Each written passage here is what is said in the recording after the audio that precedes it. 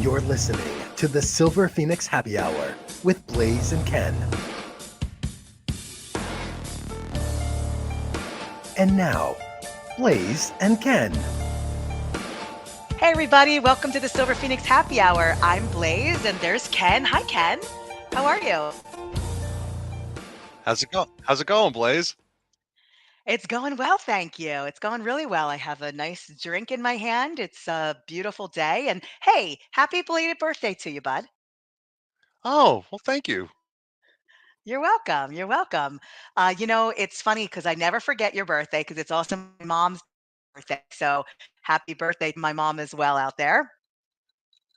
I'm sure she's watching. Of course. Uh, so, so I'm super excited about this episode. We have an amazing artist joining us today. I have been so impressed by her work.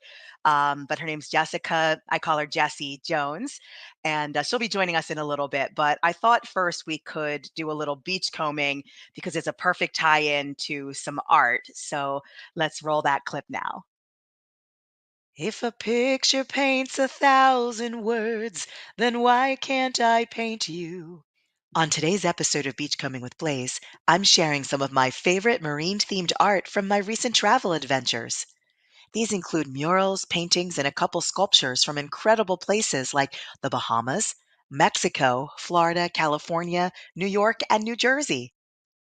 The details in some of this art is just breathtaking. From whimsical, colorful, and fantastical pieces to very realistic, large, and emotional ones. These decorative and often educational pieces provide a glimpse into the culture and the marine life that are present in the part of the world where I snapped them. Did you know that capturing the beauty of marine life in the ocean has been going on for centuries? It's true. Painters use their own vision of the ocean and its inhabitants to create these works of art. Sometimes it's an artist's way of doing their part to raise awareness to promote things like ocean conservation and endangered animals. Other times, it's the theme of a festival like these from the See Here Now Music Festival in Asbury Park, New Jersey. Super cool. Take a minute to sketch what you see on your next beachcombing adventure. You never know what may inspire you. This last pick is one of my very own creations. I call it Shadow Companion. Well, until next time, explore, learn, love the adventure. All right, Ken. So, I had to do my beach combing and all of the beautiful artwork I've seen. There's been so many amazing murals, and it's incredible in all these different locations that I've been, especially the past year because I've traveled a lot, seeing these amazing murals that people have drawn and put so much time and energy, and it's just gorgeous. So glad I had an opportunity to share that with you guys. But all right, so the guest is here, and I do want to talk about White Lotus season two. Ken, have you seen it yet, or did you not? Because last time we spoke, you did not. I still haven't, No. and I apologize. Ah. All right. Well, I'm going to bring in our guest, and then I'm going to ask her a couple questions about it without revealing too much for those like you who have not seen it. So let's welcome our guest, artist Jessica Jessie Jones. Hi. How are you? Hi. Good. Thank you so much for having me. Yeah, welcome. We're so excited. So, Jesse, this is Ken, my co host, and he just had a birthday. And I know you did too last week, right? Yes. Yes, on Saturday. Fantastic. What'd you end up doing for it? Anything fun? Just some dinner and drinks, the usual. Nice. Perfect. Perfect. Perfect. So, my mom and Ken actually share a birthday, which I think Oh, is awesome. really cute. Yeah, yeah. That was one of the things when I first met him that was like right away. Oh, April 3rd? Fantastic. So anyway, we were talking about White Lotus, and I thought it was so interesting. And you've seen it, right? Yes, yes. Okay, so season two, it was amazing the art that was throughout. It really like helped with I thought plot development and foreshadowing. What are your thoughts on that with them utilizing so much art throughout? And I mean it was everything from uh murals to sculptures, Italian art, nature, I thought they used, music. Oh, I loved it, especially the music and how it would get super dramatic and zoom in onto the ceramics like heads and the foreshadowing. You said it best. It really played into it so much. What's going on in the scene. A lot was said without Yeah. words by Yeah. that. Just on their their framing too of all the scenes. I love that show. Yeah, I felt like, especially too, like even utilizing nature when there was something tumultuous going on, or because it was a very sexual charged season, Yeah. at least the topics compared to season one. Hmm. But I love like the volcano exploding and the water and all of that just to really make a point, and especially the opera, Madame Butterfly being the opera of choice, of course, that Mm, that they go see, but then also yeah. Dido and Aeneas, and I'm not sure if you're familiar with that opera, but I studied classical music in college, and I just remember like Dido and Aeneas was one of the songs that I had to do, and it's about death. Yeah. So it was really interesting, and I just loved how they interweaved everything. It was brilliant, Oh, absolutely yeah. brilliant. I loved how it was kind of like they gave you the spoiler in the beginning of, someone has died, and Yeah, I know me and all my friends were constantly throwing out guesses each week on who we thought it was gonna be. yeah. So that was so fun too, and the big, build up until that final was the best. Yeah. Now I'm excited to see what's gonna happen for season 3 because they are gonna have a season 3. I Mhm. hear that they're looking maybe for Japan being the location since they change it every year, or every season, and they're trying to turn it over faster, maybe a November release, we'll see, Ooh. which will be good. We don't have to wait as long. But I'm curious who, because they seem to be bringing, they brought people back the last from 1st to 2nd, so I'm wondering 2nd to 3rd who they would. Do you have any guesses who they'll be bringing back? I do. So in the very last scene when Albie was in the airport, Yep. what was the other blonde Portia? girl's name? Portia, Portia, yes. yeah, When they were talking in the airport, he had mentioned to her that he would see her somewhere else on a trip, and I'm drawing a blank on the location, but I immediately clicked in my head that I think it would be Portia and Albie reconnecting in that location in the yeah. next season.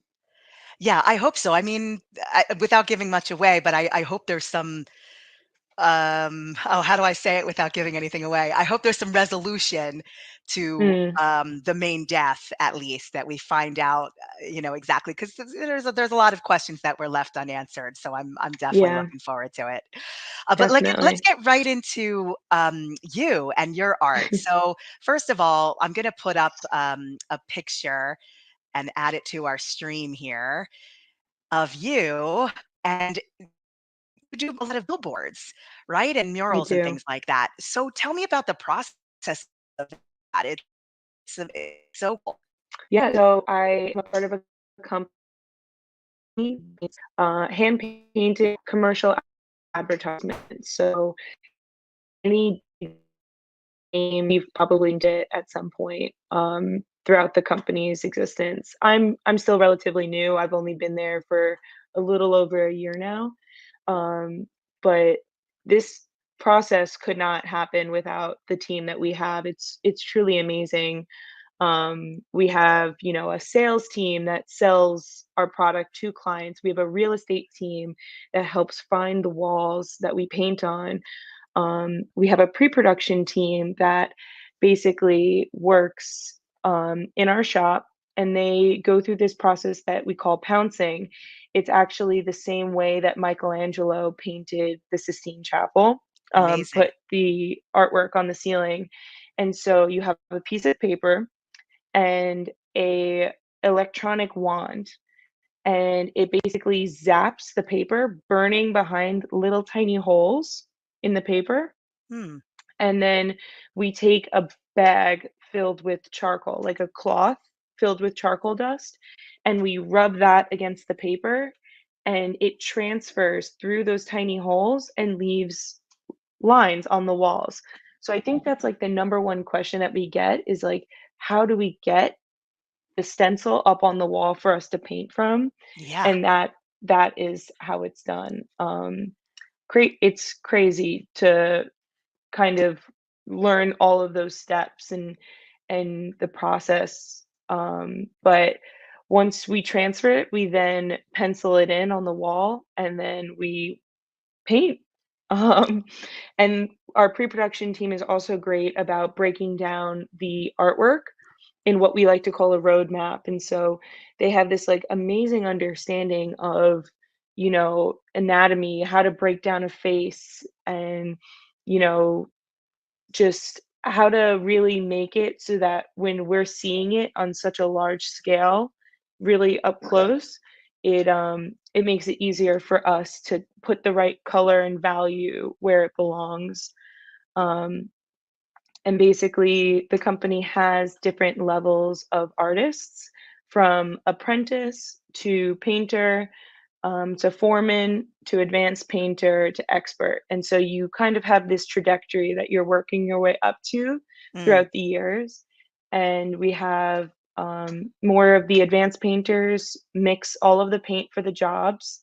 And they basically just take the artwork, and it's called dynamic mixing, and they basically try to look at the artwork and see what colors are the most important, and what colors can they also mix with each other to then make the rest of them. Otherwise you'll just be making a million colors. But yeah. it's truly amazing, everyone that I work with, and the people, the industries that everyone has come from, all walks of life, from architecture to construction to theatrical backgrounds. It's really a fun mix, I must say. Yeah. Do you have a favorite, that you've done? My favorite, it's nothing crazy, but I really loved painting for Thomas's English muffins. Mm. I went out to Portland to paint on that, and they had a little Yeti in the corner, this little Sasquatch. So I found that one to be a lot of fun, and I got to see another part of the country and paint. It was great. Yeah. Yeah, Jesse, how did you get into this, and how did you make this a career for yourself? So I had started working at a mural company in Florida called Chalk and Brush, and I really loved it. It was so fun, and they kind of introduced me to a lot of this. And once the pandemic hit, I was doing freelance work for them remote in New York, and I just remember thinking about how much I wanted to do the painting and not the behind the scenes work. Um, and I just Google searched mural companies near me, and it sounds so silly, but it's as simple as that. And I found, the Colossal Media Apprenticeship, and I applied, and I just never heard back. It's, COVID times, a lot of hiring freezes. No one was really answering any of my emails. And then over a year later, they reached back out asking if I was willing to come in and do what they call a trial day for the company. And basically, it's almost like a tryout where they pay you to come work for them for the day, and you get to see if you're a right fit for the company. That's amazing, and I'm sure in that moment they fell in love with you like we did when we first met you. I actually know Jessie from Long Beach. I've met her a few times here, and got to hang out and do some dancing, and it's always really nice. But I was so impressed with your work. Every time I see you post Thank you. something, I'm like, how is she doing that? Like it's and especially on it's there's a lot of heights involved. You don't have a fear of heights at all? It's funny. I like to say I'm reasonably afraid of heights, but not enough to not do what I do. Okay. It allows me to have the caution I need, but I'll climb over the ledge every time. Okay. Has there ever been a time that was a little scary? Was there like do you work in all weather conditions, or is it very specific when you can work? Not in the rain, but we can paint in the snow. Um, Interesting. Unfortunately, yeah. So I guess it can be a little bit more nerve-wracking if you're caught in the middle of the rain trying to, get off the platform, and you just got to be a little extra careful where you step so you don't slip. Right. Amazing. So then the process, I know before, did they ever do this, and maybe you would know this, you know, I always thought it was like a paper and glue, and that it was pieced together that way, or like wallpaper almost. I thought that's Yeah. what billboards were. Was that at one point what it was, or they're different types? Oh, definitely different types. You're not wrong with that. They still have wheat pasted billboards, and that's still definitely a part of advertising, but we tend to paint on the actual brick surface of the buildings, and so that's what our real estate team finds. They find good walls in good locations that a lot of eyes will see, and um, they reach out to landlords to see if we can, make it work. That's awesome. Ken, did you have another question? I know you're on a bit of a lag today, so I'll go to you. Yeah, I was actually on your website earlier, and I was checking out your bio. Oh, thank you. And are you still trying to find the perfect beer? I am. Do you have a recommendation? I do. Do you like IPAs? I do. Um, Broken Skull is done by Stone Cold Steve Austin, and they make an IPA Yes, that is to die for.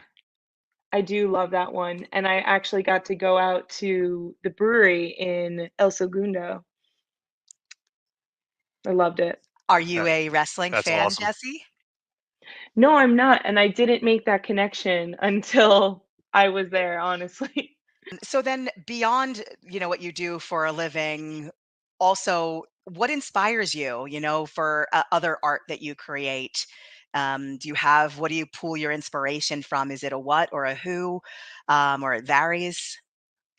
I like to think I go through different, like, phases in design, like, what inspires me or what I'm kind of pulling interest from. But right now, I've definitely gravitated towards like American traditional tattoos and Mm, Japanese style. It's a little bit more illustrative and color blocking, but I really like the abstract forms. And it's a nice break from photorealism, just to kind of see how see a different approach to form and color that I don't usually take. So, kind of been experimenting with that lately, but I definitely like to give it a go at everything, watercolor and try and be a little bit loose to then going back to oil paints and really trying to focus on that photorealism that I love so much. right. Do you have like in your past, were you one of those kids in art school or art class, I should say, that the paintings were amazing and and you just knew you had that natural ability at a young age, or did you kind of grow into it? I think I did somewhere in elementary, like middle to end of elementary school, I started to realize that I was better at it, and I think you can kind of tell with the way the art teacher kind of acts too. They're more Yeah. excited about some of the stuff you make, and in middle school, they wanted to like frame something I did, and I was like, "Oh wow, it must be good." Like, That's amazing. Do you have any vision for the future for yourself of what you really want to end up doing? Or is it this, or are you happy with what you're doing and you just want to expand from there and go to the next levels, as you said? Or do you have something in in art that you'd like to do? I definitely would like to. I've always wanted like a career somewhere and really like make a name for myself, but I would definitely see myself staying at the company for a while longer, working my way up, really honing in my skills. And I think everyone's dream is to eventually work for themselves, Yeah. to not have that 9 to 5 or just that time frame that you have to be at work, and to hopefully one day put up my own artwork somewhere and be painting that stuff instead of ads. So, Yeah, I think it's funny there is that common theme for most creative types, and, Ken and I are both right there with you. The 9 to 5 doesn't work for it's too strict, too strict. for a creative, artist type for sure. I know a lot of other people would say that as well. So Yeah. Ken, one final question for Jesse, and then we'll do our usual last question. Actually, with everything that you've got going on, is there something that you've ever felt that you've always wanted to tackle, but maybe haven't gotten there yet? Like, is there something that you've been wanting to do artistically that you haven't gone for yet? Wow, that is such a great question. Mm, I think something that I've wanted to do but haven't really found the time for is to take a crack at like big portraiture. I've always kind of painted smaller, roughly like 2 feet by 2 feet. But now that I'm in this field of, large scale, everything's much bigger. I really want to try like an 8 foot portrait of Mm. someone and have it be as photorealistic as possible. My like favorite artist is Chuck Close. And if you look up his work, he's insanely photorealistic. He's amazing. He actually lived in Long Beach, recently passed away, but Uh, artist, and I would like to try and do something that just like takes your breath away when you walk in the room. mm. Actually, Jesse, too, have you done the self portrait at any point in your career?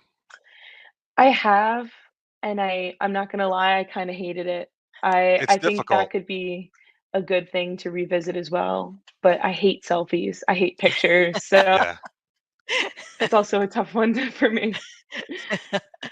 Well, one question that we ask all of our guests week to week is, what one piece of advice would you give to someone who maybe wants to get into painting billboards like you do, or just as an artist in general? What piece of advice, or multiple advice would you give them?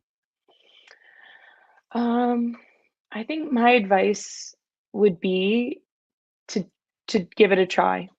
You should never live life with any regrets, and I felt like I would regret not giving this job a try, even if it meant that it didn't work out and I failed at it. Just always, you'll never know until you try, and I wouldn't be here if I didn't take that leap from my last job, so definitely that. And then I guess another piece of advice would be that nothing comes easy. Uh it's always gonna be hard, but don't let that stop you from, keep pushing and make sure that, you can kind of see it through or see it until a point that you can be proud and say that you tried. Yeah, I love that. Well Amazing. said. Well, do you have a drink there with you to cheers us for the happy hour? Just water, All right, that's all unfortunately, right. but We'll take it. We'll take It it. Listen, works. one of our girls, one of our guests a few weeks back had a jug of water that she was chugging. So, like literally a jug. So we love it. But thank you so much for joining us today, Jesse Jens. We did put your Instagram down there. That's the oh, at graveyard. And then let me also put your ticker one more time for your website. People can check it out. It's www.jessicajones with two S's.com.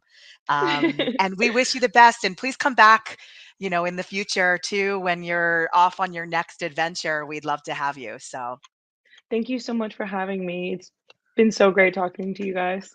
It's been a amazing. You're pleasure, welcome. actually. Yes. We'll talk to you soon. Take care. Bye, Bye. guys. Cheers. All right. Isn't she lovely? Amazing. Amazing. And her I art is so insane. talented. Yeah, so talented. I'm going She, to be and putting up a bunch of photos here. I didn't Yeah. get to bring it up during the interview, too, but on her website, she has samples of her artwork and just the detail in close-ups of lips and eyes that Hmm. were astounding. Yeah. I know. I was almost like, well, you could paint Ken and I if you'd like. Don't do If you that to really that need poor that, girl. could you imagine like that 8 foot photo? It was, you know what? I was thinking, I went to Puerto Rico a couple years back, and there was a great photo that my friends Joe and Amanda took of me on this ledge, with the water behind, and it was all rock and stuff. It was beautiful. So I had it blown up for my mom for Christmas, and I thought, and I asked for two, so that this way I got one and my mom got one. I thought they were going to be like, yay big or whatever. It was Right. giant. It was giant. So it was weird to have that hanging up. I hung it up in my bedroom because I was like,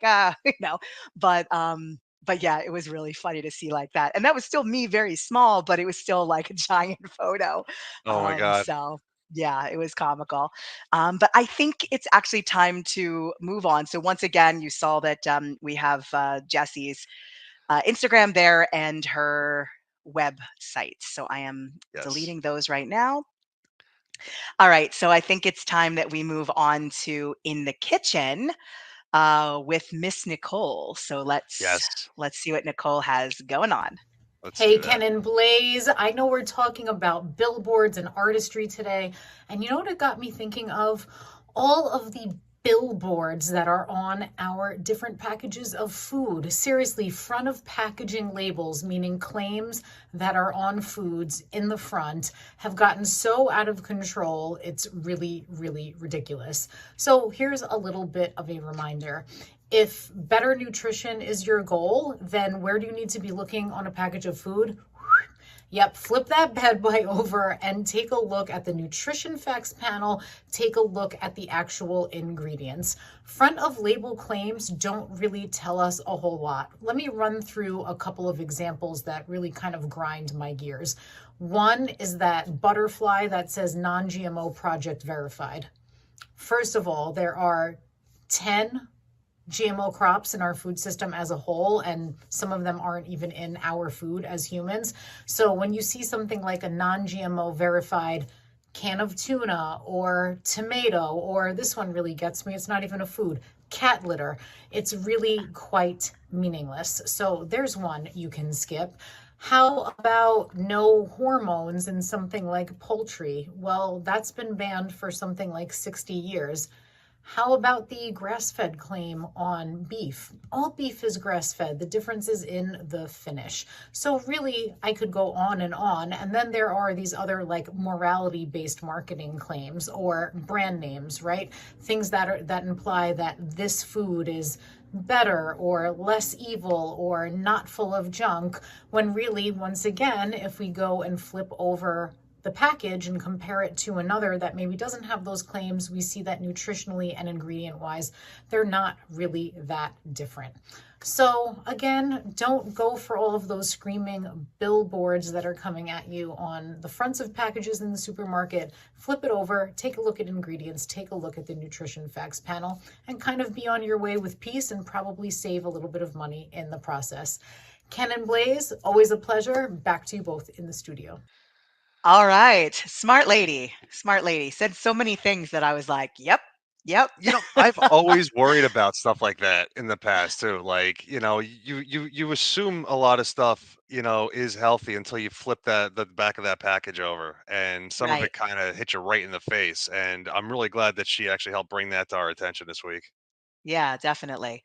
Definitely. Well, thank you very much, Nicole. And actually, to follow Nicole on Instagram, there is her Instagram at notoriously.nicole.rd. So hopefully you guys can follow her. And then here is Ken and my Instagrams if you would like to follow us as well. We're getting excited because it is, I think, 2 more episodes. This is episode 18, 2 more, and then we're on to season 3, if you can believe Oh, that. wow.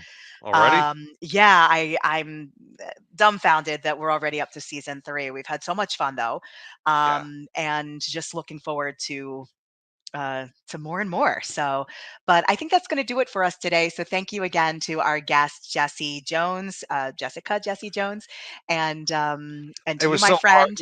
It was so hard to not make a comic book joke about her name today. Listen, I didn't know why you didn't. I was waiting for it. Like, oh, do you I ever I get? I was trying to be polite. Oh, that's very sweet of you. That's almost like, growing up, and even now today, people, know I'm Ken. You're like, oh, so where's Barbie? Like I haven't heard that a million times. Right. Yeah, yeah, yeah. I get all sorts of blazeisms, if you will. Usually Yeah. it's stripper related for some reason or Weren't you in that something. Paul Newman movie? Those were not my boots, nor his boots. No, but that is it's very funny though. I think it's humorous when you get kind of the connections with your name. So, Yeah, um, but listen, I'm looking forward to next week, and hope everybody has a great week. Enjoy, everybody. Till next absolutely. Take week. care. Cheers. Bye. Cheers. You've just enjoyed the Silver Phoenix Happy Hour with Blaze and Ken.